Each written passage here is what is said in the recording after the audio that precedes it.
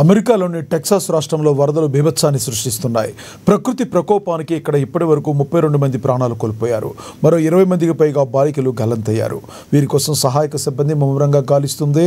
ఇక్కడ కురుస్తున్న వర్షాల కారణంగా హంట్ ప్రాంతంలోని గ్వాడులుపే నది ఉప్పొంగి ప్రవహిస్తుంది. దీంతో లోతట్టు ప్రాంతాలు జలమయమయ్యాయి. అనేక నివాసాలు నీట మునిగాయి. వీధుల్లో భారీగా వరద నీరు చేరింది.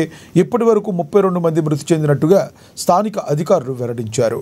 వరదల్లో చిక్కుకున్న దాదాపు 237 మందికి పైగా ప్రజలను రక్షించినట్లుగా చెప్పారు. గ్వాడాలుపే నదీ తీరంలో ఉన్న ప్రముఖ క్రిస్టియన్ క్యాంప్లో వేసవి శిక్షణా శిబిరం నిర్వహిస్తున్నారు. ఈ క్యాంపును వరదలు ముంచెత్తడంతో ఇందులో దాదాపుగా 27 మంది బాలికలు గల్లంతైనట్టుగా అధికారులు వెల్లడించారు. మరోవైపు బాలికల కోసం అధికారులు తీవ్రంగా గాలిస్తున్నారు. పడవలు, హెలికాప్టర్ల సహాయంతో గాలింపు చర్యలు చేపడుతున్నారు.